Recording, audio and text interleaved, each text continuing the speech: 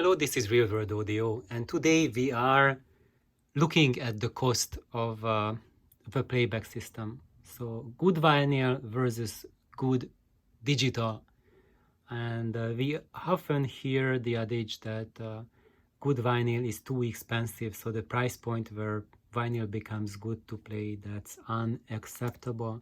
And I'm getting there because I'm still going at answering Yannick's points on this video, and I hope I'm not boring everyone to death, but really this is more of a series on comparison of analog versus digital media. What are some of the benefits and drawbacks? Of course, even though I've been talking for quite a bit, made a couple of videos now on this subject, but it is such an immense topic that it's very hard even just to scratch the surface of it. So here's what Yannick is saying, that the cost is extremely prohibitive for everyone, for vinyl he's talking about, especially if you want to experience the real deal. Many audiophiles swear that vinyl is superior, but they fail to mention that you need a $10,000 setup to enjoy that.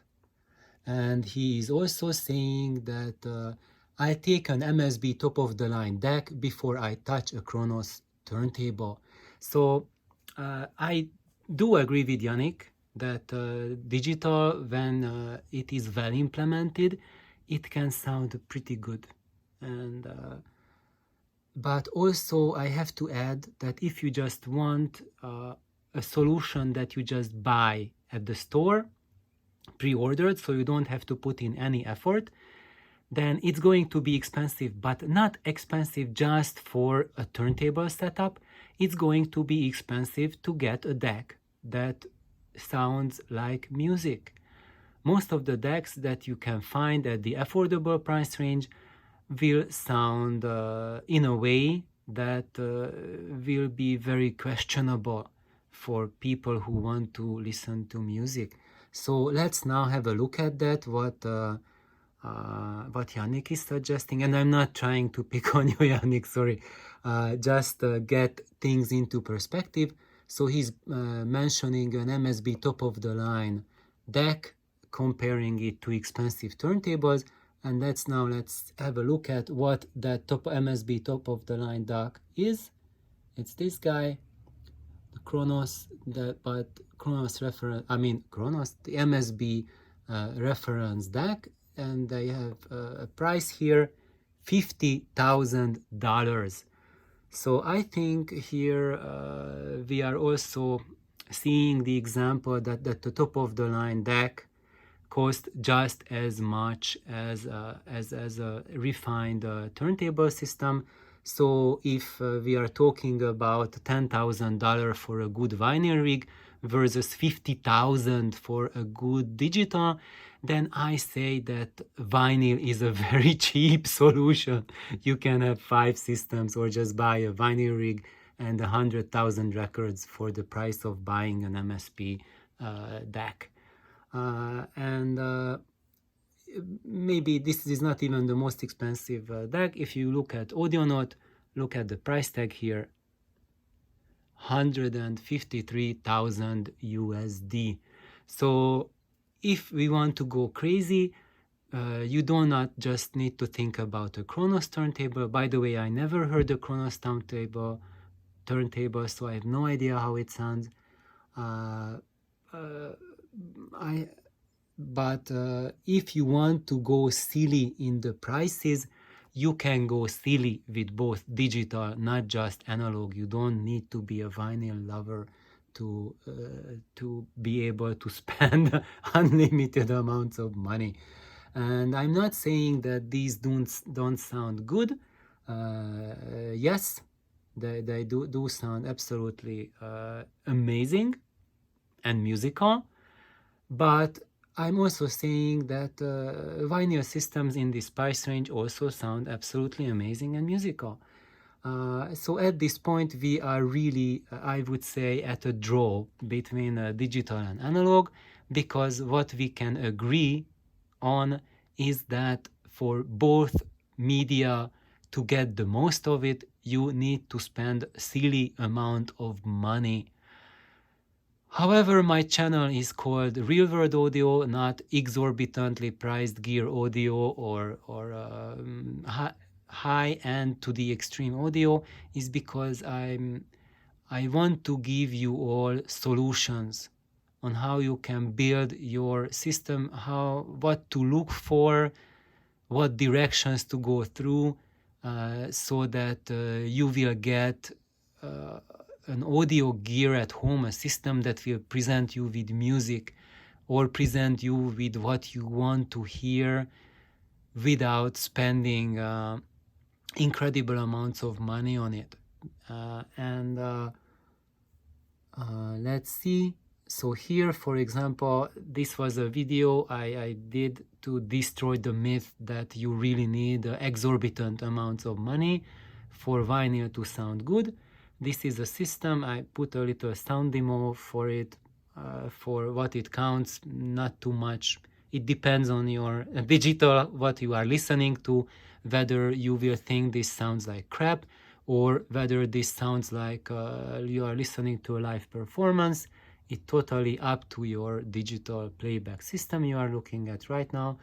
But when I listen to it, listening to Sviatoslav Richter playing a Beethoven piano sonata on an Angel recording, so it wasn't even a very expensive, very fancy pressing. It was just really a pedestrian pressing of a vinyl, and it gave me such an experience as I get when a really good pianist who is a master of the instrument plays a very nice sounding instrument, and I am there listening to that person live, and that performance creates an effect in me, and the effect I had when listening to this turntable setup created the same effect in me as listening to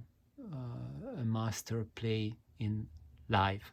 And I think this is the advantage of any sort of recorded music, is that when there's a masterful performance, someone who really understands the music, the piece, and translates it for you, and you can get it. It's infused to your soul, to your heart and your mind directly.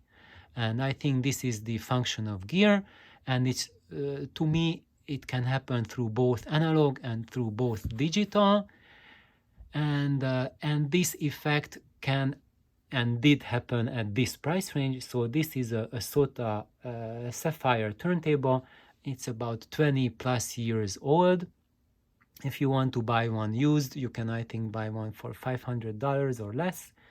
It had a newish Grado Prestige Blue cartridge, a rewired the throne arm, and the phono stage, and I rewired it with very basic magnet wire, so it wasn't something fancy and unavoidable. It was basically about $5 worth of copper wire put into it. And the phono stage I used with was Hagerman's Cornet, which is $500. So this is a system that you could put to, and also I list here the interconnects I use with it. They are also like 20-year-old interconnects.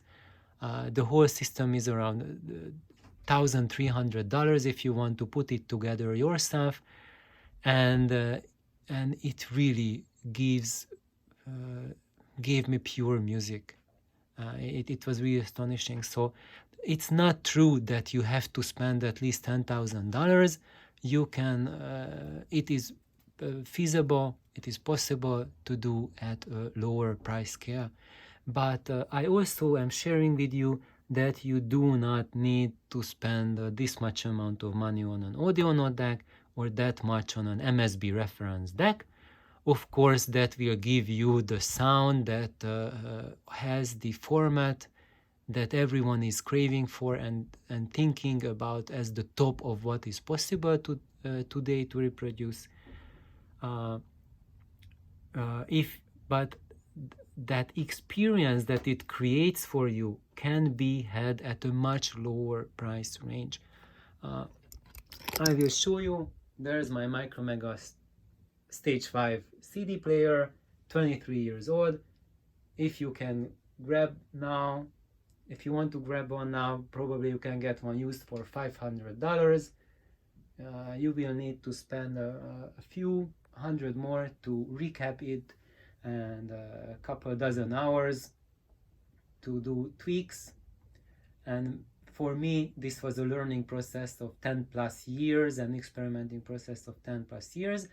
But the end result is that, for example, when I listened to Claudio Arau's Schubert playing this CD on that Micromega in this system, it is like listening to Claudio Arau, like him directly. It's not just an experience that has resolution or whatnot, but it is almost like having him alive today.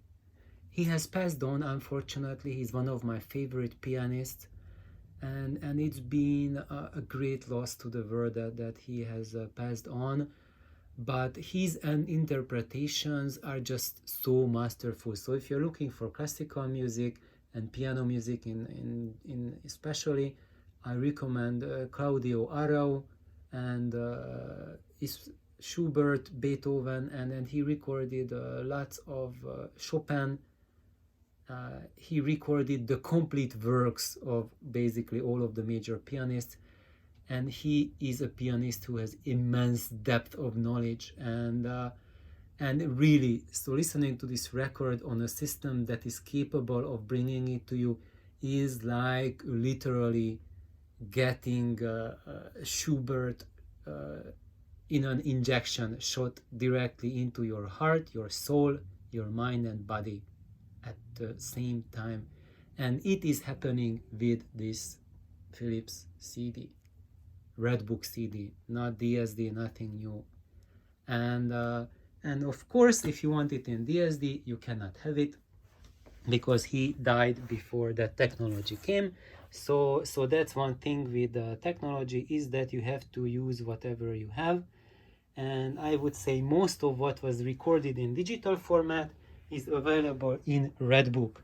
So of course today we have DSD and higher resolution digital formats, but the problem today is that most of the music is being recorded at an atrocious quality.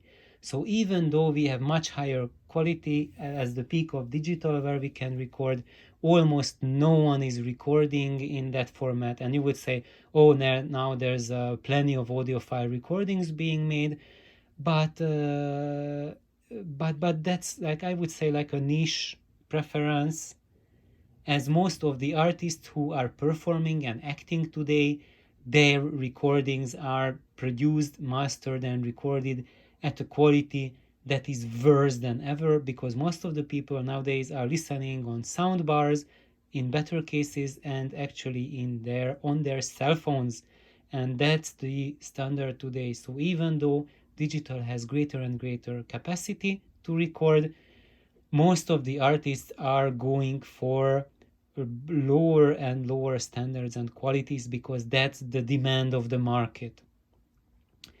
However, after that segue, let's just go back to that experience, that if you want to experience Claudio Arau in the flesh, then you can do it with a CD player that you can buy today, maybe if someone sells it for $100, 200, and then you will need to work on it.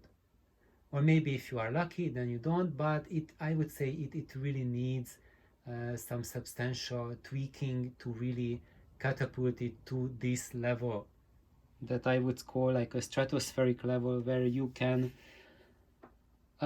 really step beyond that experience that you are stuck in your mind trying to analyze the sound, how it sounds, and just forget that you are listening to a stereo and just enter a world where there's music, there's Schubert, there's Claudio Arau, and there's nothing else in the world. And when the disc is over, then you realize, oh, okay, I'm back in the world. Similar things happens here with Hakan Hagegaard on this Proprius record, playing on this same CD player. So I would say, as the finishing point for this video, is that both digital and analog can be had at a level that satisfies a music lover to the max, and it can be had at a reasonable cost as well. Of course, if you are going for higher price, you will get greater resolution or greater parts, but often you will find that when you are increasing one characteristic, it goes to the cost of another. And the true secret for having either good vinyl or either good digital is to have the perfect balance. And that can be had with experimentation. And the other way to get that level of balance is to leave the experimentation to the companies. And because it just requires so much effort put in, if you want it on a platter, this is the amount of money you have to pay, regardless whether you are going for a turntable, but you also have to pay it if you are going for digital. Thank you for tuning in. Please like, subscribe, tell your friends. Bye bye.